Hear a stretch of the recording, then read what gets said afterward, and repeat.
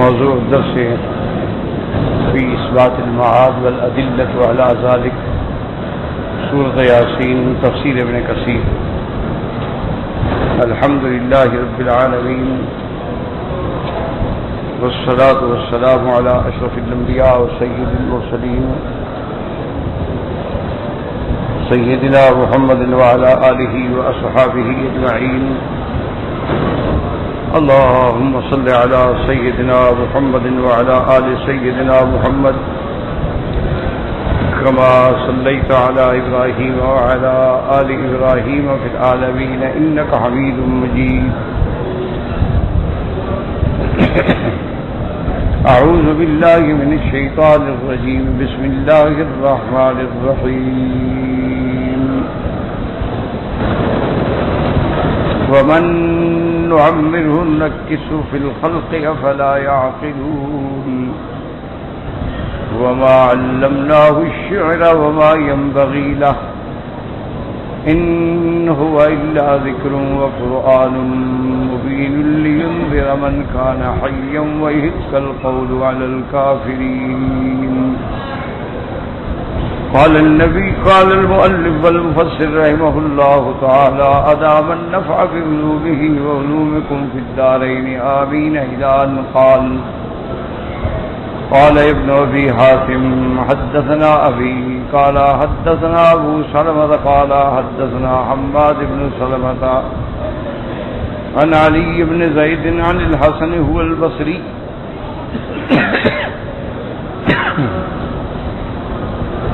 رحمة الله عليه قال إن رسول الله صلى الله عليه وسلم كان يتمثل بهذا البيت كفى بالإسلام والشيب للمرء ناهيا. فقال أبو بكر رضي الله تعالى عنه يا رسول الله كفى الشيب والإسلام للمرء ناهيا. قال أبو بكر أو عمر رضي الله تعالى عنهما أشهد أنك رسول الله. يقول تعالى وما علمناه الشعر وما ينبغي له. اب مفسر رحمۃ اللہ علیہ اس آیت کی تفسیر بیان فرماتے ہیں کہ اللہ نے ارشاد فرمایا ہم نے اپنے پیغمبر کو شعر نہیں سکھائے اور نہ شعر ان کی شان کے لائق ہیں. تو سرکار دو عالم صلی اللہ علیہ وسلم نہ شعر کہتے تھے نہ شعروں کو محبوب رکھتے تھے. ہاں کبھی کبھی سن لیتے تھے اور کبھی کبھی شعر کو بطور مثال بھی پیش فرماتے تھے، لیکن اس میں بھی کوئی خیال نہیں رکھتے تھے کہ بھی شعر آگے پیچھے ہو رہا ہے تو خیال نہیں کیا کرتے. جیسے کہ اس روایت میں آتا ہے حضرت حسن بصری فرماتے ہیں کہ ان رسول اللہ صلی اللہ علیہ وسلم سرکار دو عالم صلی اللہ علیہ وسلم یتمثل بهذا البیت اس مصرے سے مثال دیتے تھے کفا بالاسلام والشیب للمرأة ناہیا کہ انسان کے لیے اسلام کے اندر رہتے ہوئے جب بڑھاپا آ جائے تو کافی ہے گناہوں سے رکنے کے لیے کہ بھئی اب بڑھاپا آ گیا، بال سفید ہو گئے، اللہ کا ڈرانے والا اب تیرے چہرے پہ آ گیا ہے تو اب تو آدمی کو لحاظ کرنا چاہیے، گناہوں سے بچنا چاہیے. تو جب حضور نے یہ فرمایا تو حضرت ابو بکر رضی اللہ تعالیٰ عنہ نے عرض کیا کہ یا رسول اللہ صلی اللہ علیہ وسلم یہ شعر اس طرح تو نہیں ہے جس طرح آپ نے پڑھا ہے. اصل تو ہے کف الشیب والاسلام للمرء ناہیا کہ اسلام اور بڑھاپا یہ دونوں چیزیں بندے کو گناہوں سے روکنے کے لیے کافی ہیں. اگر تم مسلمان ہو، اگر اسلام ہے تو اسلام میں ہر چیز کا علم ہے کہ یہ حلال ہے، یہ حرام ہے، یہ ثواب ہے، یہ گناہ ہے، تو اللہ نے کھول کے بیان کر دیا. اسی طرح جب آدمی کا بڑھاپا آ جاتا ہے تو اب تو قبر کی طرف رجوع ہے، اب تو کم سے کم اپنے آخری دنوں کی تیاری کرو، چھوڑو دنیا. اگر گناہ ہو گئے انسان ہے، خطا کار ہے، ہر بندہ خطا کار ہے، ہر انسان گناہ گار. یہ ضروری تو نہیں ہوتا نا کہ ہر آدمی زانی ہو. ایک زانی ہے جھوٹ بولتا ہے تو جھوٹ بولنا کون سا کوئی آسان جرم. یعنی اللہ نے قرآن میں زنا پہ لعنت بھی بھیجی، جھوٹ پہ تو لعنت بھیجی کہ لعنت اللہ علی الکاذبین. اور لوگ جھوٹ کو سمجھتے ہیں، وہ روزانہ جھوٹ بولتے ہیں، عادت بنا لی. حالانکہ جھوٹ اتنا بڑا جرم ہے کہ یہ منافقوں کی علامات میں سے ہے۔ میرے آقا ارشاد فرماتے ہیں صلی اللہ علیہ وسلم، آپ نے فرمایا 3 چیزیں ہیں جو منافقوں کی علامت ہیں۔ اذا حدث کذب، کہ جب بات کرے جھوٹی کرے، یہ منافق کی عادت۔ مسلمان کبھی جھوٹی بات کہہ ہی نہیں سکتا، اگر وہ مسلمان ہے وہ جھوٹ کیوں بولے گا؟ جھوٹ بولنا منافق کی علامت ہے۔ اس لیے آپ نے فرمایا آیت المنافق ثلاث، 3 نشانیاں ہیں منافقوں کی۔ اذا حدث کذب، کہ جب بات کرے جھوٹی کرے، وَإِذَا عَاهَدَ غَدَرَ، اور جب معاہدہ کرے تو دھوکہ کرے، وَإِذَا اؤْتُمِنَ خَانَ، جب اس کے پاس کوئی امانت رکھی جائے تو خیانت کرے۔ اسی طرح ایک اور حدیث مبارک میں آتا ہے اذا خاصم فجر، کہ جب کسی سے جھگڑا ہو تو گالیاں دے، تو یہ بھی منافقوں کی علامت ہے۔ مومن کبھی گالی نہیں دیتا، مومن کی زبان سے تو ہمیشہ کلمہ خیر نکلتا ہے۔ مومن کی تو نشانی یہ ہے کہ اگر کوئی غصے میں بھی آ جائے تو لا حول ولا قوت الا باللہ العلی العظیم، غصے میں بھی آ جائے تو اعوذ باللہ من الشیطان الرجیم، غصے میں بھی آ جائے درود شریف پڑھ، غصے میں آ جائے کھڑا ہے تو بیٹھ جائے، غصے میں آ جائے بیٹھا ہے تو لیٹ جائے۔ تو حضور پاک صلی اللہ علیہ وسلم، مومن کا تو شان یہ ہوتی ہے کہ ہر حال میں اس کی زبان سے کلمہ خیر نکلتا، اگر وعدہ کرے پورا کرتا، بات کرے سچی کرتا ہے، امانت رکھی جائے کبھی خیانت نہیں کرتا۔ یہ علامات ہیں اسلام۔ اور اگر اس کے اندر منافقوں کی علامتیں ہیں تو پھر سمجھ لے کہ میرا انجام کیا ہوگا۔ تو اب اگر بڑھاپا بھی آ جائے تو اس لیے صحابہ فرماتے تھے کہ جب داڑھی میں آئے یا بالوں میں بال سفید ہونے شروع ہو جائیں، فرمایا جاءکم النذیر، اب آ گیا ڈرانے والا، اب تو ڈر جاؤ، اب تو کچھ لحاظ کرو، اب تو اپنے آپ کو گناہوں سے روک لو۔ اس لیے حضور پاک نے فرمایا سب سے بد کردار بندہ وہ ہے جو بڑھاپے میں زنا کرے۔ فرمایا سب سے مشکی اور ذلیل اور گندا آدمی وہ ہے کہ بڑھاپا آ گیا ہے، ٹانگیں جواب دے گی، وہ اسی طرح عورتوں کے پیچھے بھاگ رہا ہے، یعنی اب بھی اس کو حیا نہیں آیا تو کب حیا آئے گا؟ تو اس لیے حضور نے فرمایا کہ سب سے بڑا ذلیل انسان وہ ہے۔ تو اگر اسلام ہے تو روکنے والا ہے بڑھاپ۔ اسی لیے میرے آقا سرکار دو عالم سیدنا محمد مصطفیٰ صلی اللہ علیہ وسلم کی داڑھی مبارک میں بال سفید ہونے شروع ہو گئے، یہاں بھی آپ کے بال سفید ہوئے اور داڑھی میں بھی سفید ہوئے۔ صحابہ کی محبت کا یہ عالم ہے کہ انہوں نے کہا ہم نے گنے تھے 17 بال تھے حضور کے سفید، یعنی حضور کے ایک ایک بال بھی ان کے دماغ میں ہے اور عقل میں ہے اور دین میں ہے۔ حضور کی محبت کا یہ معنی ہوتا ہے، یہ معنی تھوڑا ہوتا ہے کہ زبانی کلامی دعوے کرو اور رات دن عمل حضور کے خلاف کرو، یہ تو منافق کا کام ہے۔ مسلمان کہلانے کا دیکھو نا، آدمی کو یا مسلمان بنے یا کافر بنے، یہ آدھا تیتر آدھا بٹیر، اس کا کوئی فائدہ نہیں۔ یا تو ابو بکر صدیق والا ایمان لاؤ یا ابو جہل والا کفر لاؤ، پھر چلو جہنم میں تو کوئی مقام ہونا، پتہ لگے لوگوں کو ابھی ابو جہل آ رہا ہے۔ تو اگر ایمان ہو تو پھر پکا ایمان ہو، یہ آدھا تیتر کبھی نماز پڑھ لی، کبھی عمرہ کر لیا، کبھی طواف کر لیا، ادھر گناہ بھی کر لیا، قرآن شریف کی تلاوت بھی کر لی اور جھوٹ بھی بول لیا، اللہ کی نبی پر درود بھی بھیجتے رہے اور گالیاں بھی بکتے رہے۔ یہ مسلمان کی علامت نہیں ہوتی۔ مسلمان کا معنی ہی یہ ہوتا ہے کہ اندر باہر سے پکا مسلمان ہو، اندر باہر ظاہر باطن اس کا مسلمان ہو، جو چیز اندر میں ہے وہی چیز باہر میں ہے۔ یہی وجہ تھی کہ صحابہ مقام معراج دنیا و آخرت پہ پہنچ گئے اور آج ہم ہر جگہ ذلیل ہو رہے ہیں کہ اس لیے اللہ کے تو حضرت ابو بکر رضی اللہ تعالی عنہ نے عرض کیا کہ یا رسول اللہ شعر اس طرح تو نہیں ہے آپ نے جیسے پڑھا ہے، اس شعر کا تو اس طرح ہے کہ کف الشیب والاسلام للمرء ناہیا۔ حضرت عمر رضی اللہ تعالی عنہ نے فرمایا اشہد انک رسول اللہ۔ حضرت عمر نے عرض کیا یا رسول اللہ میں گواہی دیتا ہوں آپ واقعی سچے رسول ہیں، چونکہ اللہ نے فرمایا وما علمناہ الشعر، ہم نے نبی پاک کو شعر سکھایا ہی نہیں۔ تو بات کیونکہ آپ اگر کسی اور کا بھی پڑھتے ہیں تو وہ بھی سیدھا نہیں پڑھتے، یعنی آپ اس کو بنا کے نہیں پڑھتے، رعایت نہیں کرتے تھے، جیسے آ گیا پڑھ دیا۔ وهكذا روى البيهقي في الدلائل أن رسول الله صلى الله عليه وسلم قال للعباس بن مرداس السلمي رضي الله تعالى عنه أنت القائل أتجعل نها ونهب الأبيد بين الأقرى وعيينة فقال إنما هو بين عيينة والأقرى فقال الكل سواء يعني في المعنى صلوات الله وسلامه علیہ.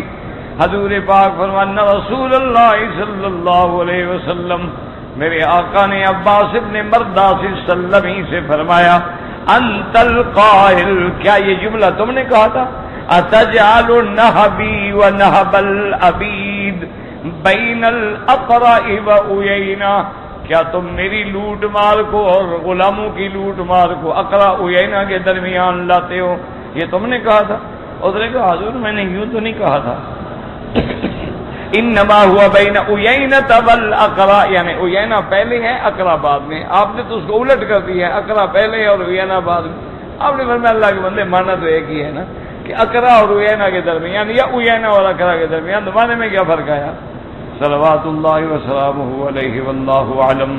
وقد ذکر السہیلی فی الروض الانف لهذا التقدیم والتاخیر الذي وقع في كلامه في هذا البيت مناسبة أغرب فيها حاصلها شرف الأقرع بن حابس على عيينة بن بدر الفزاري لأنه ارتد أيام الصديق رضي الله عنه بخلاف ذاك. لا حول ولا قوة لا حول ولا قوة. سہیلی نے کتاب روض الانف میں لکھا ہے کہ حضور نے جو تقدیم تاخیر فرمائی اس میں بھی حکمت تھی کہ اس میں اشارہ تھا حاصل ہوا شرف الاقرع ابن حابس کہ آپ نے اقرع ابن حابس کو مقدم کر دیا، تو اس کا معنی یہ ہے کہ اس کو آپ نے عیینۃ ابن بدر الفزاری پہ فضیلت دی. تو وجہ یہ ہوئی کہ حضرت صدیق کے زمانے میں وہ مرتد ہو گیا تھا، تو اس نے کہا کہ وہ معنی یہ ہے. مفسر کہتا ہے اس کی ضرورت ہی نہیں ہے. معنی یہ ہے کہ حضور پاک کو نہ شعروں سے محبت تھی، نہ کبھی شعر کہا، نہ کسی کے شعر کو پڑھتے ہوئے خیال رکھا ردیف کا یا قافیہ کا، جیسے بھی آیا آپ نے بیان فرما دیا. فرماتے ہیں مفسر رحمۃ اللہ علیہ وہکذا روا القموی فی مغازیہ ان رسول اللہ صلی اللہ علیہ وسلم جعل یمشی بین القطرہ یوم بدر وهو یقول نفلقها من فیقول الصدیق رضی اللہ تعالی عنہ متمما للبیت من رجال عزة علینا وهم كانوا عق وازلما. اب فرماتی ہیں کہ میرے آقا غزوہ بدر کے موقع پر قتلہ بدر کے درمیان میں چل رہے تھے اور فرمائے نفلقها من، ہم تمہاری گردنوں کو الگ کر دیں گے. حضرت ابو بکر صدیق نے پھر وہ پورا شعر پڑھا من رجال عزة علینا، ایسے بندے جو بہت مقام والے تھے، وهم كانوا اعق واظلما، لیکن وہ نافرمان اور ظلم کرنے والے. وهذا لبعض شعراء العرب في قصیدۃ له وهي في الحماسہ، کتاب حماسہ میں بھی یہ قصیدہ موجود ہے.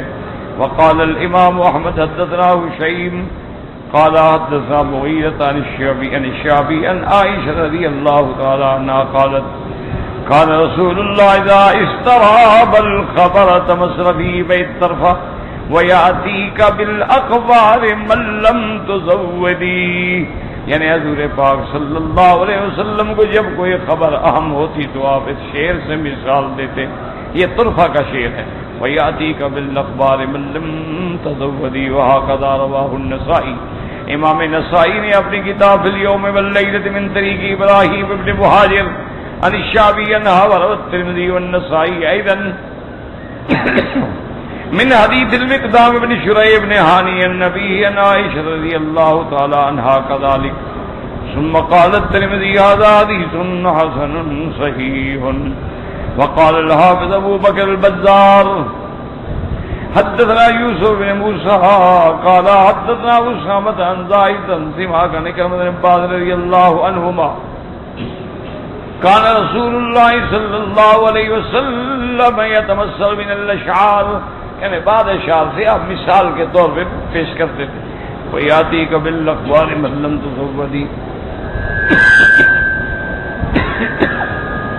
لا حول ولا قوة. أسأل الله العظيم رب العرش العظيم أن يشفي. ثم قال ورواه غير زائدة سماك النتية عائشة رضي الله تعالى عنها وهذا في شعر طرفة بن العيد في معلقته المشهورة وهذا المذكور عز بیت منها اوله. یہ اصل میں شعر جو ہیں یہ طرفہ کے شعر ہیں، اس کا معلقہ مانا شعر لکھتے تھے کعبے پہ لٹکا دیتے. ستبدی لک الايام ما كنت جاهلا وياتيك بالاخبار من لم تزوديه. اس نے کہا تھا کہ آنے والے دن جو ہیں تم پر تمہاری باتیں کھول دیں گے جن کا تم کو پتہ نہیں ہے. وَيَأْتِيكَ بِالْأَخْبَارِ مَن لَّمْ تُزَوِّدْهُ وَيَأْتِيكَ بِالْأَخْبَارِ مَن لَّمْ تَبْعَ بَتَاتًا وَلَمْ تَضْرِبْ لَهُ وَقْتًا مَوْعِدًا. یعنی ایسے واقعات تیرے سامنے ہیں جن کا تم نے کبھی خیال ہی نہیں کیا، کبھی سوچا بھی نہیں. وقال سعید بن ابی عروۃ عن قتادہ قیل لعائشہ رضی اللہ تعالی عنہا هل كان رسول الله يتوسل بشيء من الشعر؟ قالت رضی اللہ تعالی عنہ كان ابغض الحدیث الیہ. آپ شعر پسند نہیں فرماتے تھے، غیر انه كان يتوسل ببیت اخی بنی قیس. بنی قیس کے بعد اشعار کو بھی آپ نے پڑھا، لیکن اول کو آخر کر دیتے تھے، آخر کو اول کر دیتے. فیجعل اوله آخرہ وآخرہ اولہ. فقال ابو بکر رضی اللہ تعالی عنہ لیس هذا هكذا یا رسول اللہ صلی اللہ علیہ وسلم. وقال رسول اللہ انی واللہ ما انا بشاعر وما ينبغي لي. حضرت ابو بکر عرض کرتے کہ یا رسول اللہ آپ نے جیسے پڑھا اس طرح تو نہیں ہے، آپ آگے کو پیچھے کر رہے ہیں، پیچھے کو آگے کر رہے ہیں. آپ نے فرمایا میں کوئی شاعر تھوڑا ہوں، نہ مجھے شعروں سے کوئی دلچسپی نہیں. فرواه نبی حاتم جین وهكذا لفظه وقال ما بن قتادہ بلغني ان عائشہ رضی اللہ تعالی عنہا سئلت هل كان رسول الله يتمثل بشيء من الشعر فقالت رضی اللہ تعالی عنہا لا الا بیت طرفة. آپ شعروں کو کبھی کبھی آپ پڑھ دیتے. ستبدی لک الايام ما كنت جاهلا وياتيك بالاخبار من لم تزودي فجعل يقول من لم تزودي بالاخبار. یعنی اصل تو تھا یاتیک بالاخبار من لم تزود، آپ اس کو الٹا پڑھ دیتے تھے. لیس هذا من هكذا. وقال انی لست بشاعر ولا ينبغي لي. وقال الحافظ ابو بکر البیہقی اخبرنا ابو عبد الله الحافظ قال حدثنا ابو حفص بن احمد بن نعیم وکیل المتقی ببغداد حدثنا ابو محمد عبد الله بن هلال الناوی الزریر حدثنا علی بن عمرو الانصاری حدثنا سفیان بن عیینة عن الزہری ان عروۃ عن عائشہ رضی اللہ تعالی عنہا قال ما جمع رسول اللہ صلی اللہ علیہ وسلم بیت شعر قط الا بیتا واحدا. یعنی آپ پورا شعر بھی نہیں پڑھتے تھے، کبھی کبھی. ففعل بما تهوی یکن فلقلما يقال لشيء كان الا تحققا. سألت شیخنا الحافظ ابا الحجاج المزی عن هذا الحديث فقال هو منکر. یہ حدیث صحیح نہیں ہے. ولم يعرف شیخ الحاکم ولا الضریر. یہ ہم نہیں جانتے یہ نابینا اور شیخ حاکم کون ہے، اس لیے یہ حدیث منکر ہے، صحیح نہیں ہے. وثبت بالصحيح انه تمثل يوم حفر الخندق بابيات عبد الله بن رواحه رضي الله تعالى عنه ولكن طبعا لقول اصحابه رضي الله عنهم فانهم كانوا يرتجزون وهم يحفرون. اب مفسر رحمۃ اللہ علیہ فرماتی ہیں ہاں یہ بات صحیح حدیث میں ثابت ہے کہ جب حضور صلی اللہ علیہ وسلم غزوہ خندق کے موقع پر خندق کی کھدائی کر رہے تھے، کیونکہ مدینہ منورہ پر جب کفار نے حملے کا پروگرام بنایا اور ساری کفر کی طاقتوں کو جمع کر لیا، قریش کو، قبائل کو، یہود کو، سب کو جمع کر، اسی لیے اس کو کہتے ہیں غزوۃ الاحزاب، یعنی جس میں کئی جماعتیں مل کے حملہ آور، اور اسی کو کہتے ہیں غزوۃ الخندق کہ حضرت سلمان فارسی رضی اللہ تعالی عنہ نے حضور کو مشورہ دیا کہ یا رسول اللہ جب دشمن زیادہ ہو، طاقت اس کی زیادہ ہو، تو روم کے لوگ جو ہیں، وہ فارس کے لوگ جو ہیں، تو اپنے علاقے کے تحفظ کے لیے وہ خندق کھودتے ہیں، خندق کھود کے پھر اپنے شہر کے ارد گرد ایک گول خندق لاتے ہیں. تو خندق کا فائدہ یہ ہوتا ہے کہ دشمن اس کو عبور نہیں کر سکتا. تو خندق میں پانی بھر دیا، خندق میں آگ جلا دی، خندق میں کچھ.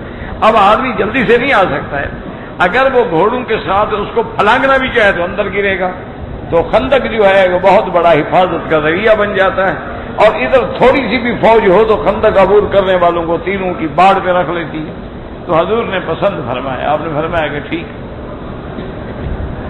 اصل میں امت کو تعلیم تھی، یاد رکھو، اصل میں حضور نے امت کو تعلیم دی کہ دشمن کے بچنے کے لیے اسباب پہ عمل کرو، خندق بنانی پڑے، حفاظت کرنی پڑے، پہرا لگانا پڑے، اسلحہ خریدنا پڑے، طاقت مہیا کرنی پڑے، بالکل مقابلے پہ ڈٹ جاؤ۔ یہ نہیں ہے کہ بیٹھے رہو گے بس جناب دعا کریں گے اور دعاؤں سے صرف کام ہوتے، تو پھر اللہ کے پیغمبر دعا سے سارے مسئلے حل فرما دیں، ان کی دعا تو ہمیشہ قبول ہوتی۔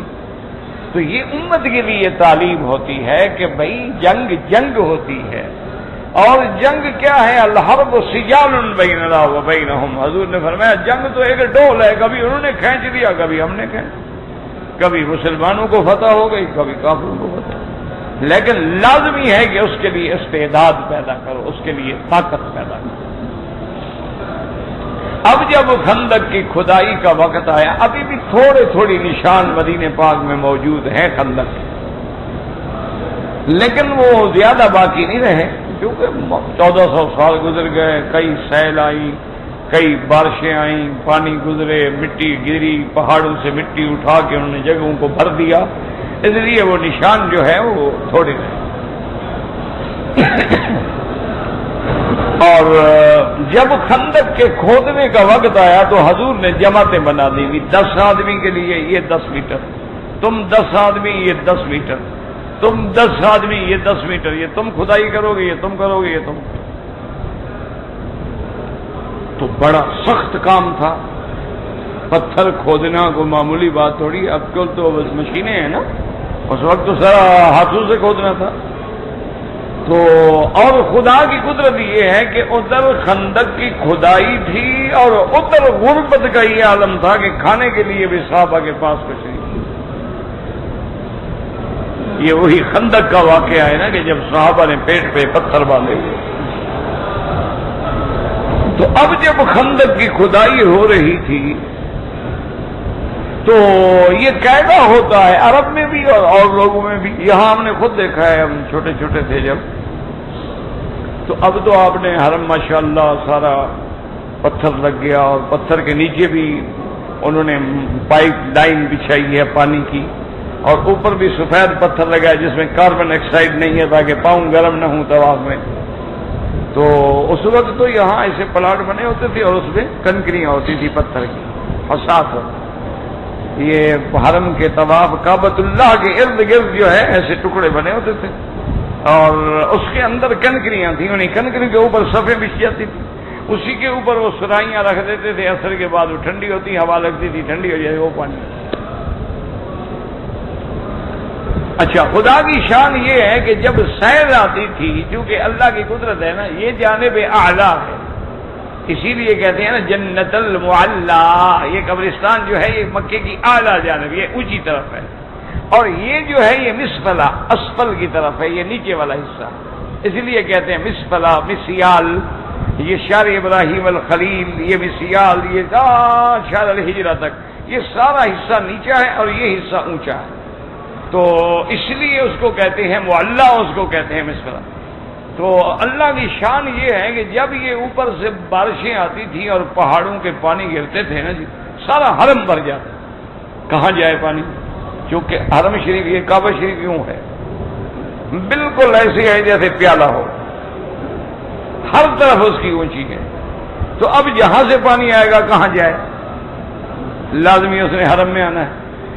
پھر انہوں نے یہ کیا کہ حرم شریف کے اس کے نیچے ایک نہر بنائی کہ بھئی اوپر سے جو سیل کا پانی آتا تھا، گرتا تھا، عرفات سے گرتا تھا، جبل نور سے گرتا تھا، اسی طریقے سے معابدہ سے ہوتا ہوا، غزہ سے ہوتا ہوا، یہ سیدھا مروہ کے قریب آ کے صفا اور مروہ کے درمیان میں وہ نہر تھی، اس کے نیچے سے پانی کراس کر کے مسفلا کی طرف نکل جاتا۔ اچھا، اب اتفاق ایسا ہو جاتا تھا کبھی کبھی کہ شدید پانی جو ہے اس نے گاڑیاں اٹھا لی، ٹرک اٹھا لیے، سامان اٹھا لیے، اس نہر کے منہ میں آگے بند کر دیا، اور نہر بند ہو گئی، پانی نیچے جا لیا، پھر پانی اوپر سے پھر حرم میں آ گیا۔ یہ میں نے خود دیکھا، یہ پنکھے جو چل رہے ہیں نا، یہ پرانے حرم میں، یہ جو ترکیوں کا حرم ہے، اس پنکھوں کے قریب تک پانی پہنچا ہوا، کعبۃ اللہ کا آدھا دروازہ ڈوبا ہوا تھا۔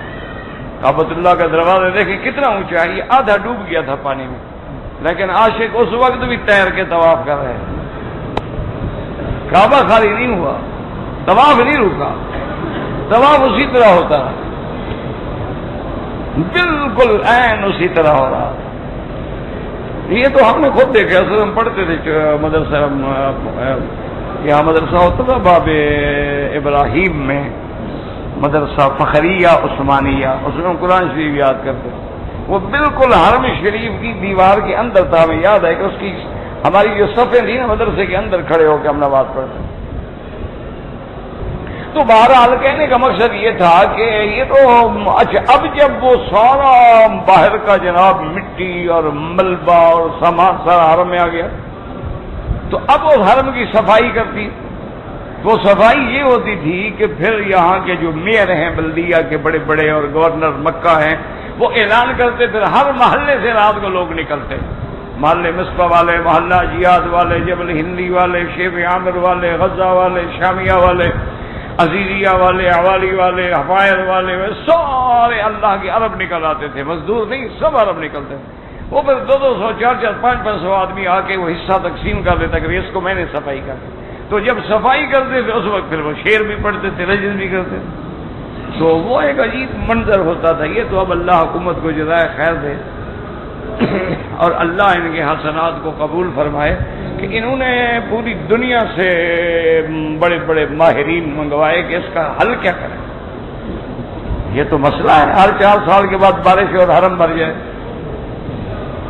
غزہ ڈوب جائے، شامیہ ڈوب جائے، دکانیں اڑا کے رکھ دیتا تھا۔ پھر آپ کو پتا ہے کہ سیل کا پانی جب گرتا ہے، جیسے آپ نے دیکھا ہوگا ڈیرہ غازی خان کی طرف میں، وہاں جب وہ کالی یا نئے بولتے ہیں جس کو جب گرتی ہے، اٹھا کے پھٹک دیتی ہے، اللہ معاف کرے، ٹرکوں کے ٹرک اڑا کر کے رکھ دیتی ہے، حالانکہ پانی اتنا ہوتا ہے لیکن تیز اتنا ہوتا ہے، اللہ معاف کرے۔ اللہ تعالیٰ پہاڑوں کے گرا ہوا پانی، اسی طرح سوات میں، منگورا میں، اسی طرح وہاں آپ دیکھیں نا جی کالام میں، ماہی ڈنڈ میں، وہاں جب وہ چلتی ہیں سیل کے پانی، توبہ توبہ استغفر اللہ، اللہ معاف فرمائے۔ تو اب جو بڑے بڑے ماہرین تھے انہوں نے آ کے پھر ساری سروے کی، اس کے بعد انہوں نے بڑا خرچہ کیا گورنمنٹ نے کہ پھر ہر سیل کا رخ بدلنے کے لیے الگ نہر بنائی، کہ جو عرفات سے پانی گرتا ہے اس کی نہر بنا کے باہر سے لے گئے جدے کی طرف، سمندر کی طرف، جو جبل نور سے گرتا ہے اس کو نہر کا راستہ بنا کے باہر سے لگے کہ حرم میں کوئی نہ۔ اب اللہ کا شکر ہے حرم میں پانی نہیں آتا، کتنی بڑی سیل بھی آ جائے، ہاں اللہ قلیل وہ شہر والا جو ہے وہ تھوڑا بڑھ جاتا ہے، لیکن وہ سیل جو ہم نے دیکھی ہیں بچپن میں وہ تو اللہ رحمت فرمائے۔ تو اب صحابہ جو تھے جب خندق کھود رہے تھے تو اس وقت وہ رجزیہ شعر پڑھ رہے تھے۔ تو یہ قاعدہ ہوتا ہے کہ جب آدمی رجز کرتا ہے اور جماعت مل کے شعر پڑھتی ہے تو آدمی کا دل لگ جاتا ہے اور تھکاوٹ اتر جاتی ہے، آدمی کو کام میں محسوس نہیں ہوتی۔ تو حضور صحابہ کے ساتھ مل کے آپ بھی پڑھ رہے ہیں، جیسے صحابہ پڑھ رہے تھے، اللهم لولا انت ما اهتدينا ولا تصدقنا ولا صلينا، میرا مولا اگر آپ ہدایت نہ دیتے ہم کہاں نمازیں پڑھتے۔ فانزل سکینۃ علینا وثبت الاقدام الا قینا، اللہ ہم پہ اپنی طرف سے رحمت نازل فرما اور ہمارے قدم دشمن کے مقابلے پہ جما دینا۔ ان الاولا قد بغوا علینا اذا ارادوا فتنۃ ابینا، مولا کریم اب دشمنوں نے مکہ مدینے پہ چڑھائی کا فتنہ کر دیا ہے، انہوں نے تجاوز کیا ہے اور وہ ہمیں اسلام سے ہٹانا چاہتے ہیں، ہمیں دین سے نکالنا چاہتے ہیں، ہم انکار کرتے ہیں، ہم دین پہ رہیں گے۔ تو حضور بھی ان کے ساتھ مل جاتے تھے، وَيَرْفَعُ صَوْتَهُ بِقَوْلِهِ بَيْنَا، حضور بھی اپنی آواز اونچی کر دیتے۔ وَيَمُدَّهَا وَقَدْ رَوَى هَذَا بِالْغَافِ الصَّحِيحَيْنِ أَيْضًا وَكَذَا ثَبَتَ أَنَّهُ صَلَّى اللَّهُ عَلَيْهِ وسلم قال يوم حنين وهو راكب البغل يقدم بها في نور العدو، کہ حضور پاک صحابہ کے ساتھ مل کے اس رجد پڑھنے میں شریک ہو جاتے۔ اسی طرح میرے مدنی صلی اللہ علیہ وسلم یوم حنین کے موقع پر اصل میں یہ تھا نا کہ یوم حنین پہ تھوڑا سا مسلمانوں کے دل میں خیال آ گیا کہ ہم تو آج ہماری بڑی تعداد ہے، آج کون ہمارا مقابلہ کر رہا ہے؟ اللہ نے فرمایا اچھا تعداد سے مقابلے ہوتے ہیں، مقابلہ تو میری مدد سے ہوتا ہے، تعداد سے تھوڑا ہوتا ہے۔ تو اس لیے صحابہ کے پاؤں اکھڑ گئے۔ بنو ثقیف نے جب تیروں کی برسات شروع کی تو صحابہ ہٹ گئے اور حضور بغلہ پہ اکیلے رہ گئے، ما سوا ابو سفیان کے اور عباس کے کوئی آپ کے ساتھ نہیں تھا۔ سب صحابہ کے پاؤں اکھڑ گئے جنگ میں۔ پھر اللہ تبارک و تعالیٰ نے صحابہ کو ہمت دی اور پھر صحابہ نے حملہ کیا اور کامیاب ہوئے۔ تو ایک دفعہ تو پیچھے ہٹ گئے، تو حضور اکیلے کھڑے ہیں بغلہ پر، ایک طرف ابو سفیان ہے اور ایک طرف عباس ہے، اور حضور بڑے شان سے پڑھ رہے ہیں ان النبی لا کذب ابن عبد المطلب، میں اللہ کا سچا نبی ہوں جو میں نہیں ہٹوں گا میدان سے۔ حضور اکیلے کھڑے ہیں۔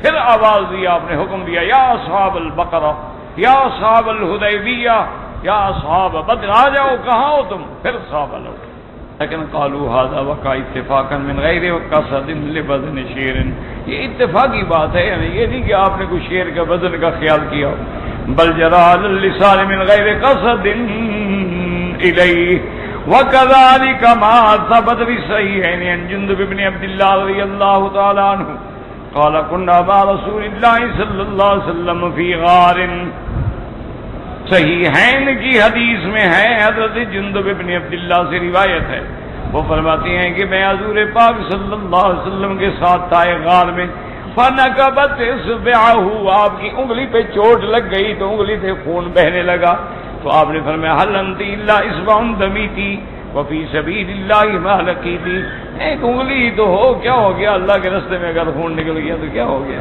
فسیاتی عند قوله تعالی الا اللمم ان تغفر اللہم تغفر جمع وَأَيُّ لَكَ مَا لَمَّا، یا اللہ ہمارے سب گناہ معاف کر دے۔ کون تیرا بندہ ہے جس نے کوئی گناہ نہ کیا ہو؟ کوئی نہ کوئی غلطی تو ہم سب نے کی، لیکن تو بخشنے والا ہے، مہربانی فرما کے سارے گناہ بخش دے۔ وَكُلُّ هَذَا لَا يُنَافِي قَوْلُهُ مَا عَلَّمَ شِيئًا وَمَا يَنبَغِي لَهُ وَإِنَّمَا تَعَالَى عَلَّمَهُ الْقُرْآنَ الْعَظِيمَ، اللہ نے اپنے نبی کو قرآن سکھایا ہے، اللہ نے اپنے نبی کو نہ شاعر بنایا نہ شعر سکھایا، نہ کبھی حضور پاک نے شعروں سے محبت کی، کبھی اتفاق سے کوئی رجز ہو گئی، کوئی اتفاق ہو گیا یا کوئی کلمہ موزون زبان مبارک سے نکل گیا۔ آپ کو اللہ نے وہ قرآن پڑھایا ہے، لا یاتیہ الباطل من بین یدیہ ولا من خلفہ تنزیل من حکیم حمید، اللہ کے قرآن میں نہ کوئی زیادتی ہو سکتی ہے نہ نقصان ہو سکتا ہے، یہ اس حکیم و حمید کا اتارا ہوا ہے۔ وَلَيْسَ بِشِعْرٍ كَمَا زَعَمَهُ طَائِفَةٌ مِّن جَهَلَةِ كُفَّارِ قُرَيْشٍ، اللہ کا قرآن شعر نہیں ہے، اور جیسے کفار قریش کہتے تھے ولا کہانت، نہ یہ کہانت ہے، ولا مفتعل، نہ گھڑا ہوا ہے، ولا سحر یوسر، نہ جادو ہے، کما تنبأت بھی اقوال الضلال وآراء الجہال، جیسے بعض گمراہ لوگ کہتے تھے کہ یہ شعر ہے، بعض کہتے تھے یہ جادو ہے، بعض کہتے تھے یہ کہانا ہے۔ وقت کان سجیتہ تابع صنعت شعر طبعا و شرعا، میرے مدنی پاک شرعن بھی اور طبعا بھی شعر پسند نہیں فرماتے تھے۔ کما رواہ ابو داؤد قال حدثنا عبید اللہ بن عمرو قال حدثنا عبد الله بن سويد قال حدثنا سعيد بن ابي ايوب حدثنا شرحبيل بن زيد الوافري عن عبد الرحمن بن رافع التنوخي قال سمعت عبد الله بن عمرو رضي الله تعالى عنه يقول سمعت رسول الله صلى الله عليه وسلم يقول ما أبالي ما أوتيت إن أنا شربت ترياكا أو تعلقت تميمة أو قلت شيئا من قبل نفسي، حضور نے فرمایا مجھے کسی چیز کی پرواہ ما ہوتی تو انہاں صرف تریا کہ میں تریاک حاصل کروں یا تعویذ ڈالوں یا شعر کو، مجھے ان چیزوں کا کوئی خیال نہیں۔ تو یہ آپ کی نبوت کی علامت تھی کہ حالانکہ وہ دور جو ہے نا میرے مدنی سرکار کا، اس دور میں تقریباً شعر و شاعری کا اتنا رواج تھا کہ فصحاء، بلغاء، شعراء، ادباء اتنے تھے کہ جن کی کوئی مثال نہیں ملتی ہے، اور آج تک زمانہ جاہلیت کے شعراء کے کلام سے زبان کی صحت اور سقم کا پتہ لگایا جائے۔ یعنی اچھا خدا کی شان بی بی عائشہ نے بھی شعر کہے، بی بی عائشہ بھی شاعرہ تھی، اسی طرح بی بی فاطمہ الزہرا نے بھی شعر کہا رضی اللہ تعالی عنہ، جب میرے آقا کی وفات ہوئی، سرکار دو عالم صلی اللہ علیہ وسلم جب فوت ہوئے ہیں تو بی بی فاطمہ نے جو مرثیہ کہا ہے تو اس میں انہوں نے یہ بھی کہا تھا کہ سبت علی مصائب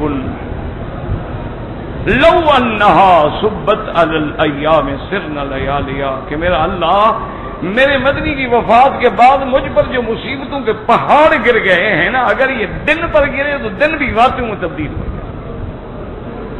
بی بی سیدہ فاطمہ الزہرا نے بھی شعر کہا۔ اسی طرح سیدہ عائشہ صدیقہ نے بھی حضور کی شان میں شعر کہا ہے کہ لنا شمس وللآفاق شمس، فرمایا ایک میرا سورج ہے، ایک دنیا والوں کا سورج ہے۔ شم اور شمسی خیر من شمس السمائی، جو میرا سورج ہے وہ دنیا کے سورج سے 1000 گنا بہتر ہے۔ فرمایا شمس الآفاق تطلع بعد فجر، دنیا والوں کا سورج تو صبح کو نکلتا ہے، وشمسی تطلع بعد العشاء، جب عشاء کے وقت دنیا کا سورج بے نور ہو جاتا ہے تو محمد کا چہرہ چمکتا ہے اور روشن۔ تو اس لیے ابو بکر نے بھی شعر کہے، سیدنا عمر نے بھی کہے ہیں۔ تو حالانکہ شعر و شاعری کا زمانہ تھا، لیکن اس کے باوجود اللہ نے اپنے نبی کو محفوظ رکھا کہ وما علمناہ الشعر وما ينبغی لہ، کہ میرا مدنی تیری شان میں شعر نہیں ہے۔ ویسے یاد رکھو اگر شعر اچھا ہو، اللہ کی توحید ہو، حضور کی مدح ہو، صحابہ کی مدح ہو، اہل بیت کی مدح ہو، جائز ہے، کوئی منع نہیں۔ اسی لیے ہر وہ نعت پڑھنا بھی جائز ہے جو حضور کی شان میں ہے، توحید میں ہے، صحابہ کی شان میں ہے، کوئی منع نہیں، لیکن وہ الفاظ نہ کہے جائیں جن میں شرک آتا۔ اسی لیے صحیح حدیث میں آتا ہے کہ میرے آقا ایک جنگ سے فتح یاب ہو کے واپس آئے تو حضور کے گھر میں چھوٹی چھوٹی بچیاں اکٹھی ہو گئی، اور وہ جناب کوئی برتن اٹھا کے دف بنا کے اس کو بھی بجا رہی تھی، اور حضور کی استقبال کے لیے شعر کہہ رہی۔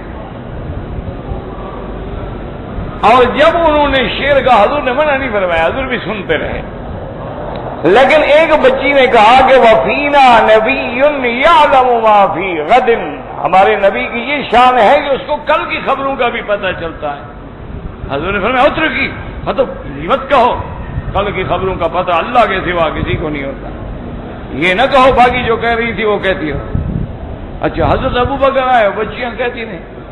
حضرت عمر جب دروازے پہ آئی اجازت مانگی تو بچیوں نے جلدی جلدی برتن چھپا لیے، کوئی برتن کے اوپر بیٹھ گئی، بالکل چپ کر کے آرام سے سب شعر کہنا ختم ہو۔ حضرت عمر نے سلام کہا تو حضور مسکرایا، آپ نے فرمایا عمر تیری شان ایسی ہے جس گلی سے نکلتے ہو شیطان بھی بھاگ جاتا ہے۔ یہ دیکھو بچیوں نے میرا بھی لحاظ نہیں کیا، ابو بکر کا بھی نہیں کیا، تمہارا نام سنا تو بھاگ گئی۔ حضرت نے کہا یا رسول اللہ میں سخت آدمی ہوں، ڈر گئی، اور کیا لحاظ کا؟ نہیں تم سے تو شیطان بھی ڈرتا ہے، جس گلی سے تم گزر جاتے ہو شیطان راستہ بدل دیتا۔ اور یقین رکھو کہ آج بھی عمر کے نام سے شیطان کانپتا ہے، سب کچھ برداشت کر لیں گے، عمر کا نام برداشت نہیں کریں گے۔ اللہ کی شان ہے، اللہ نے اس نام میں بھی ایسی، اسی لیے وہ تاریخ آپ کے ہندوستان کی تاریخ کا واقعہ ہے، وہاں ایک شاعر تھا تو اس نے ایک شعر کہا سیدنا عمر کی توہین میں۔ اس نے کہا کہ مجھے اپنی عمر سے اس لیے نفرت ہے کہ اس میں عمر کا نام آتا ہے۔ کہتے ہیں نا کہ آپ کی عمر کیا ہے، کوئی کہتا ہے جی 20 سال 50 سال تو انہوں نے کہا میں اپنی عمر سے بھی نفرت کرتا ہوں، اس لیے کہ عمر کا نام تو آتا ہے نا۔ آپ کا ہندوستان کے وہ بادشاہ تھے میرے خیال میں، وہ جن کے کندھے پہ نور جہاں ہاتھ رکھ کے بیٹھتی تھی، کیا جہاں تھا پتہ نہیں کون تھا۔ تو بہرحال یہ نور جہاں بھی شیعہ تھی، ویسے جتنی طوائفیں ہوں شیعہ ہوتی ہیں، اس لیے کہ شیعہ کے نزدیک متع جائز ہے نا، وہ بھی سمجھتی ہے نا ہم گناہ نہیں کر رہی، متع کر رہی ہیں۔ تو یہ بھی بہت بڑی شیعہ تھی، اور اس کا وہ استاد تھا نور اللہ شوستری، جس کو اس نے بلایا تھا وہاں اور اس سے علم حاصل کیا، علامہ نور اللہ شوستری، جو ان کے نزدیک وہ شہید پنجم کا مقام رکھتا ہے۔ تو بہرحال بادشاہ کو پتہ لگ گیا اور شیر اسی نے کہا تھا، نور اللہ نے، بادشاہ نے حکم دیا کہ عدالت میں میرے دربار میں پیش کر۔ نور اللہ نے پیغام بھیجا، استاد تھا نا نور جہاں کا، اس نے پیغام بھیجا کہ بادشاہ نے مجھے بلایا ہے، ان کے تہوار اچھے نہیں لگتے۔ اور نے کہا تمہیں کیا فکر ہے، میں ہاتھ جب تک نہ رکھوں وہ فیصلہ ہی نہیں کر سکتا۔ بادشاہ نے دربار لگا لی اور نور جہاں پیچھے بیٹھی تھی، نور اللہ پیش ہوا۔ بادشاہ نے پوچھے یا سیدنا عمر کے خلاف تم نے شعر کہا ہے؟ سوچ کے بات کرو، اس وقت تم بادشاہ کی دربار میں پیش ہو۔ اب اس نے ہاتھ اٹھا لیا، اس نے سمجھا بادشاہ چپ کر جائے گا، مجھے برخاست کر دے گا، بادشاہ بیٹھا رہا۔ انہوں نے کہا سوچ کے سمجھ کے جواب دینا۔ انہوں نے کہا میں نے کہا۔ انہوں نے کہا میں تمہیں 3 دفعہ اجازت دیتا ہوں، اب بھی انکار کرنا چاہتے ہو انکار کر لو۔ انہوں نے کہا نہیں میں نے کہا۔ تو پیچھے ملکہ نے، نور جہاں نے قمیص پکڑ کے بادشاہ کا کھینچا کہ کیا کر رہے ہیں آپ؟ تو بادشاہ نے ایسے ہاتھ مارا، فرمایا جان من جان دادن ایمان نہ دادن۔ انہوں نے کہا ملکہ تیرے فراق میں جان دے سکتا ہوں، ایمان نہیں دے سکتا۔ عمر کا توہین کرنے والے کی سزا ہے موت دی جاتی، دے دی قتل کر موت۔ نے کہا عمر کا گستاخ ہو اور میرے ملک میں رہے۔ نے کہا کیا ہے تم چھوڑ دو گے تو مر جاؤں گا، اور کیا ہو جائے گا، میں ایمان نہیں دے سکتا۔ یہ بادشاہ ہوتے تھے، آج تو جیسے ہم، جیسے ہمارے حاکم۔ یہ تو شکر کرو اس ملک پر اللہ حکومت قائم رکھے کہ اسلام کا نام ہے، قاضی ہیں، قرآن ہے، عدالتیں ہیں، اللہ کا شکر ہے، نماز ہے، روزہ ہے۔ دیکھا نہیں آپ نے کبھی اپنے سپاہیوں کو نماز پڑھتے دیکھا؟ ایمان سے کہو، ٹھنڈے دل سے، وہ مسلمان نہیں ہے۔ یہاں بیچارے ڈیوٹی کرتے ہیں، جماعت ہوتی ہے تو کھڑے رہتے ہیں، کوئی ڈاکو چوری نہ کرے، کوئی پرس چھین کے نہ بھاگے، کوئی شرارت کر کے نہ بھاگے۔ جماعت ختم ہو کے اپنی جماعت کرتے ہیں، نہ جانے کہ نماز چھوڑ دیں۔ بڑے سے بڑا افسر ہو، آئی جی ہو یا سپاہی ہو، نماز پڑھے گا۔ تمہارا چپراسی بھی نہیں پڑھتا۔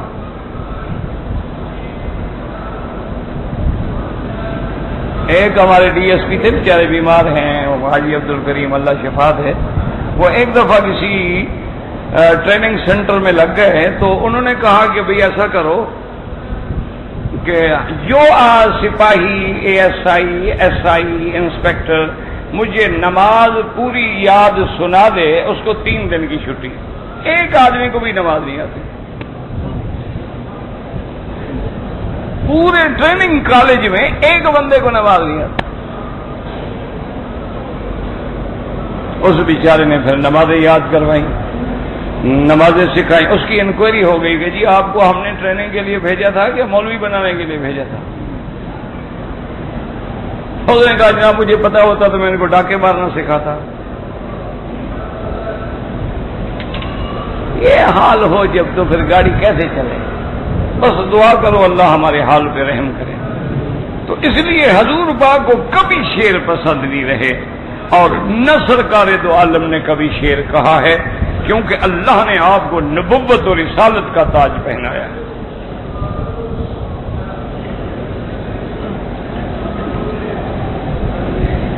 اگر کوئی 2 ساتھی ہیں، عمرہ کر رہے ہیں، دونوں نے طواف کر لیا، صفا مروہ دوڑ لی، ایک دوسرے کے بالوں پہ اس طرح پھیر دیں، بالکل جائز ہے۔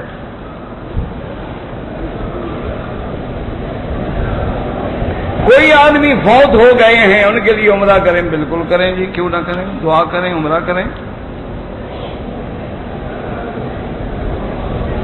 اگر طواف کے دوران میں رکن یمانی پہ ہاتھ لگانا بھی سنت محمد مصطفیٰ ہے، حضور پاک نے وہاں ہاتھ لگایا، اور جب ہاتھ لگائیں تو دایاں ہاتھ، یعنی بعض لوگ بایاں لگا دیتے ہیں، بڑی غلطی یہ بات ہے۔ دایاں ہاتھ لگائیں، بسم اللہ اللہ اکبر وللہ الحمد، اللہم انی اسألک العفو والعافیہ، ربنا آتنا فی الدنیا حسنۃ وفی الآخرۃ حسنۃ وقنا عذاب النار۔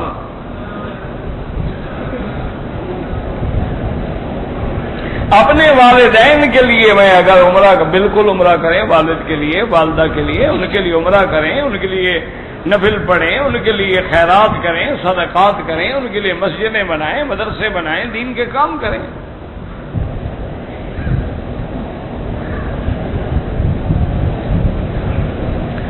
بیوی کو احرام باندھنے کے بعد ایام آ گئے، اب اس کے لیے حل یہ ہے کہ وہ باقاعدہ انتظار کرے، جب پاک ہو جائے عمرہ پورا کرے۔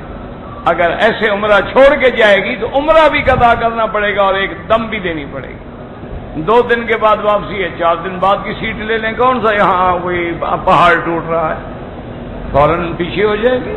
یہ کوئی ایسا مسئلہ تو نہیں ہے نا۔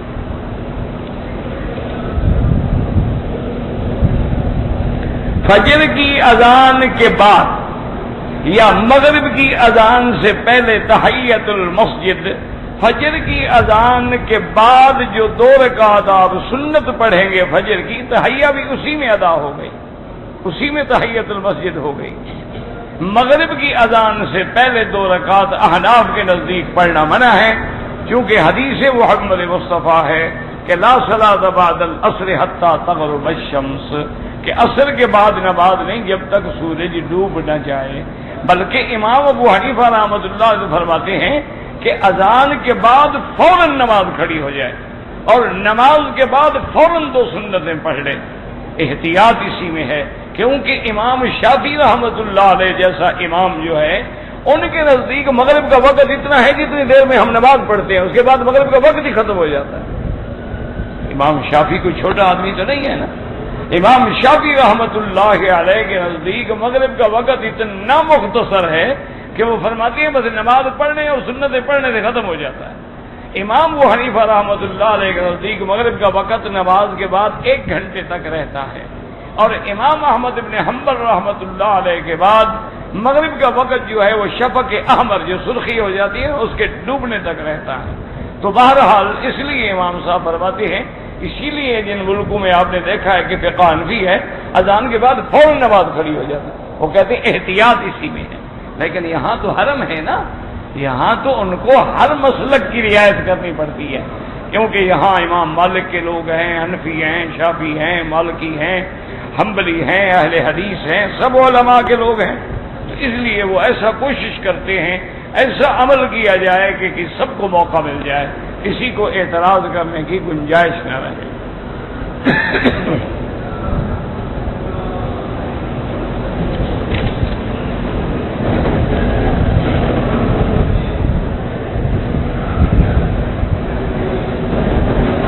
ایک آدمی نماز پڑھ رہا تھا، کوئی آدمی اس کی جیب میں پیسے ڈال کے چلا گیا، ہمیں پتہ نہیں ہے تو ٹھیک ہے، اگر تم امیر آدمی ہو آگے خیرات کر دو، اگر تم خود مستحق ہو اپنے اوپر خرچ کر لو، کون سی مشکل بات ہے؟ وہ تو تمہیں دے دیا ہے نا، اور تم نے دیکھا ہوگا کیونکہ ہمارے حاجی بھی تو ماشاءاللہ کپڑے یا پہلے دن دھوتے ہیں یا موت والے دن، لیکن ذمہ داری ہے نا کہ مولوی نہلائے گا، کفن بھی نہیں لائے گا اور غسل بھی مولوی صاحب دیں گے۔ اس دن ماشاءاللہ وہ بیری کے پتے اور پتہ نہیں کیا کیا بلائیں پانی گرم کر کے دھوئے گا، کیوں 100 سال کی مٹی کیسے اترے؟ نہ ہم نے غسل کرنا ہے نہ ہم نے اچھا کپڑا۔ ایمان سے کہیں، آپ کو کوئی اور ملک کا حاجی میلا نظر آیا ہے؟ کسی ملک کی عورتوں کا کپڑا آپ نے میلا دیکھا ہے؟ غریب امیر ہونا تو کوئی بڑی بات نہیں، آپ کو اللہ نے غریبی والا کپڑا دیا، دھو کے پہننا تو مشکل نہیں ہے۔ مجھے یاد ہے، اللہ صحت دے، حضرت مولانا عبدالستار صاحب تونسوی ابھی شاید آپریشن بھی ہوا ان کا، اللہ شفا عطا فرمائے، بہت بڑے اہل سنت کے عالم ہیں اور بہت بڑے مناظر، تو میرے پاس یہاں حرم میں ٹھہرتے تھے، بڑے پرانے علماء میں ہیں، یعنی ہم تو ان کے طالبوں کے برابر بھی نہیں۔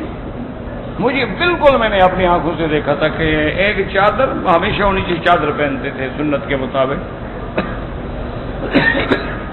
اور ململ کا کرتا ہوتا تھا، بس دو چادریں، 2 کرتے، وہ رات کو دھو کے لٹکا دیتے تھے، وہ سوکھ جاتا صبح کو، پہلے دوسرے کو پھر دھو کے لٹکا دیتے، دھوتے بھی خود تھے لیکن ہر وقت سفید۔ تو اس لیے اس نے سمجھا ہوگا نا، غریب بیچارہ کو مسکین کھڑا ہے، اس کو پیسے دے دوں، وہ چاہے اگلا لاکھ پر ہمارے کروڑ پتی بھی انہیں مکے مدینے میں آ کے بالکل مسکین ہو جاتے ہیں، اور جی اللہ کا دروازہ ہے، فٹ پاتھ پہ بھی گزار لیں گے، یورپ میں جائیں تو پھر یہ لاکھوں روپے خرچ کرتے ہیں۔ اس کی وجہ یہ ہے، یاد رکھو، اللہ تمہیں اپنے دروازے پہ پیسہ خرچ کرنے کی اجازت نہیں دیتا کہ وہ حرام کا پیسہ ہے۔ حلال کا ہو تو خرچ ہو، حرام کا حرام پہ خرچ ہو۔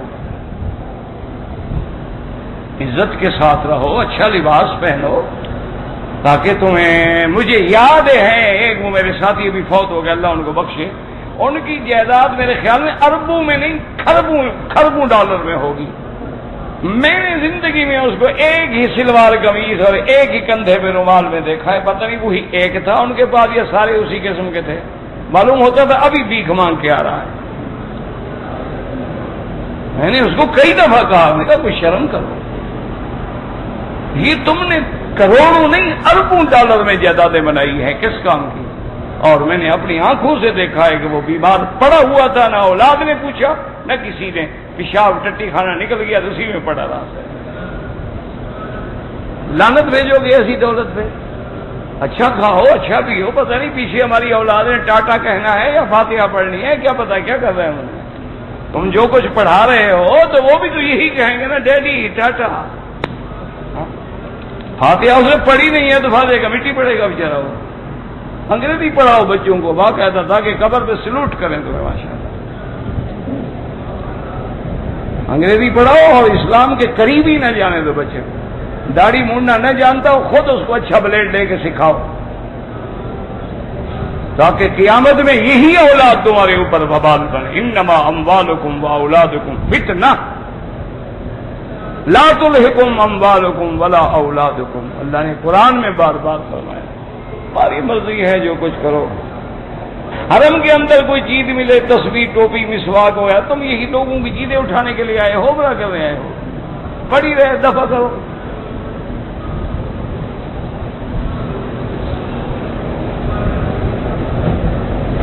بچہ ہو یا بچی ہو، 7ویں دن عقیقہ کرنا سنت ہے۔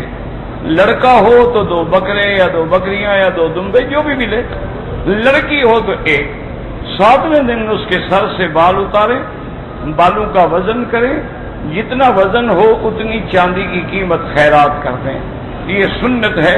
نہ ہو سکے تو نہیں، لوگوں کو روٹی کا کب کھانے کو نہیں ملتا، بچہ پیدا ہوا عقیقہ کہاں کریں گے؟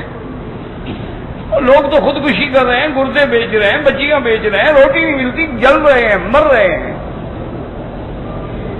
اب بھی تمہیں سمجھ نہیں آئی کہ اسلام کا کیا مقام ہے، اور غداری کرو اسلام سے، اور قرآن والوں کو جلاؤ، پھر دیکھو کیا ہوتا ہے۔ زراعت کا ملک ہے، روٹی نہیں ملتی، دریاؤں کا ملک ہے، پانی نہیں ملتا۔ قرآن نے پڑھا ہے؟ نہیں پڑھتے، روزانہ سورۃ الملک کو پڑھ کے پھونکے مارتے ہو، تبارک الذی اسی میں قرآن نے کہا قل ارأیتم من اصبح ماؤکم غورا فمن یاتیکم بماء معین۔ اللہ فرمایا کہہ دو میرا مدنی، اگر پانی کو میں نیچے لے جاؤں کون تمہارے لیے پانی لائے گا؟ آج دیکھ لیں کہ وہ ملک جو ساری دنیا کو گندم دے سکتا ہو خود کھانے کو محتاج۔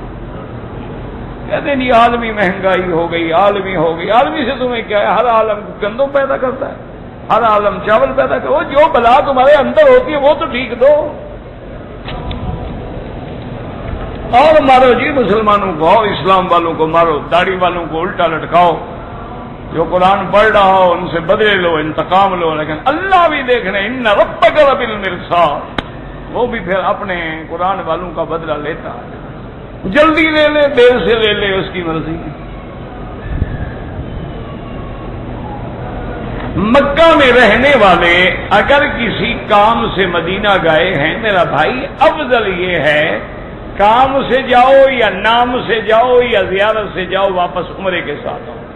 وہ تو ایک گنجائش ہے کہ کام والے کی نیت نہیں تھی احرام نہ باندھے تو دم نہیں پڑے گی، لیکن عمرے سے تو محروم ہو گئے نا، مدینہ جا رہے ہو، پھر مدینے سے میرے مدنی پاک نے احرام باندھ کے عمرہ کیا، اللہ تمہیں ایسا میقات دے رہا ہے تم اس کو چھوڑ رہے ہو، کیا مر جائے گا 1 گھنٹے میں آ کے طواف صفا کرتے ہوئے؟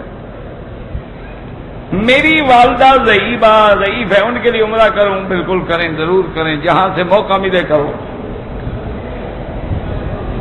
پاکستان سے ہم نے عمرہ کر لیا ہے، اب دوسرا عمرہ کریں، مسجد عائشہ سے کریں، جیرانہ سے کریں، جہاں سے مرضی آئے کریں۔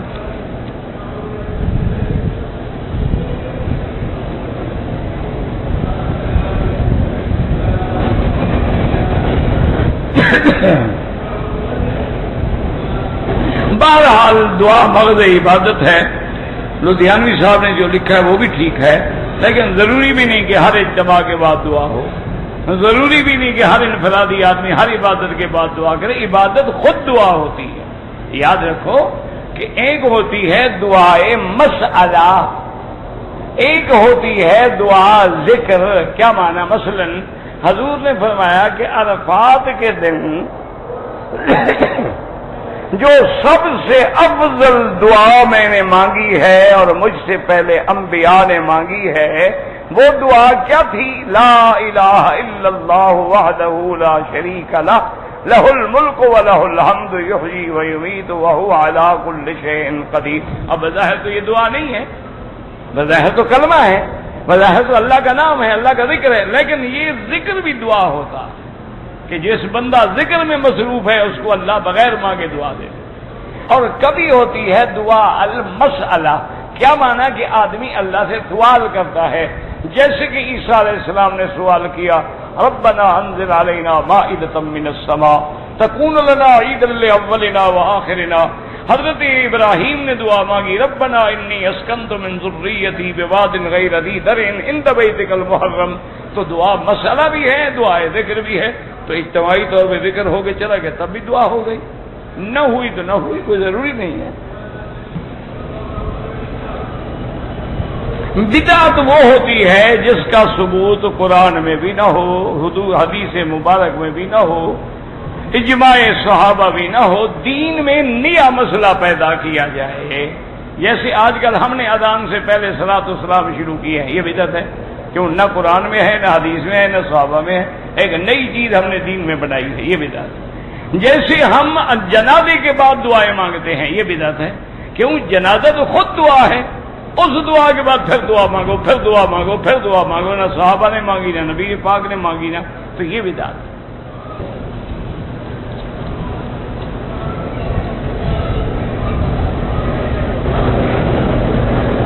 محرم میں تعزیہ جلوس سب حرام ہے، بدعات ہیں، منکرات ہیں۔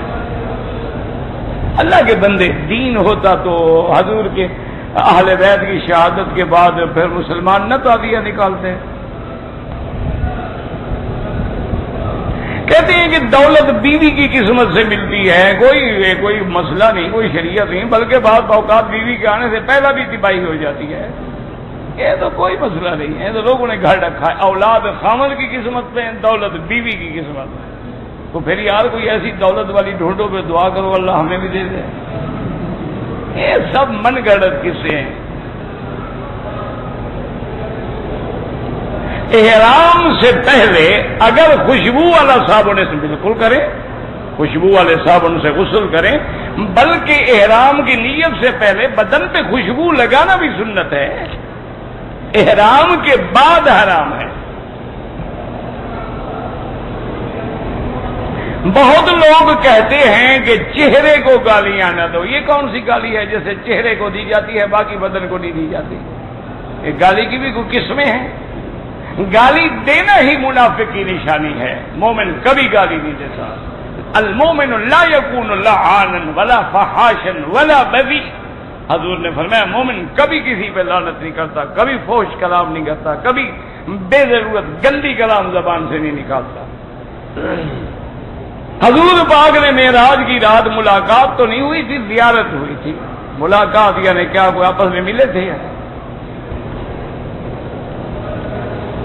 عرفات کی پہاڑی پر جو ستون ہے کوئی ستون نہیں، وہ تو نشانی ہے کہ جبل رحمت یہ ہے، باقی پہاڑوں پہ نہ چڑھتے رہو، یہ تو ابھی انہوں نے بنایا ہے ماشاءاللہ، تم اس کو بھی کوئی بزرگ سمجھتے ہو؟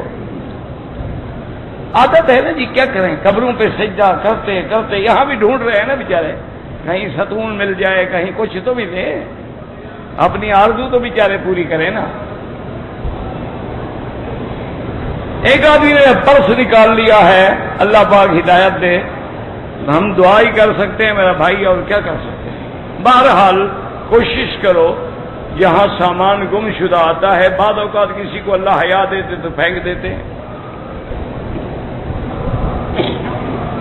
جو مولانا پاکستان سے عمرہ کرنے کے لیے آئے، ان کے سروں کے بالوں کے لیے میں کوئی ٹھیکیدار ہوں چیک کرتا رہوں کہ اس طرح پھروایا ہے یا نہیں پھروایا؟ تم جانو، مولوی صاحب سے جا کے پوچھو۔ عجیب بات ہے، فلاں مولوی صاحب آیا اس طرح پھرایا نہیں پھرایا، مولوی صاحب کو خود پکڑ کے پوچھ لو۔ حضور پاک صلی اللہ علیہ وسلم نیچے چادر مبارک پہنتے تھے، اوپر لمبا قمیص مبارک پہنتے تھے، اور سر پہ پگڑی مبارک، ٹوپی پہن کے ٹوپی کے اوپر پگڑی، اوپر پگڑی، اوپر پگڑی، اوپر پگڑی، اوپر پگڑی، اوپر پگڑی، اوپر پگڑی، اوپر پگڑی، اوپر پگڑی، اوپر پگڑی، اوپر پگڑی، اوپر پگڑی، اوپر پگڑی،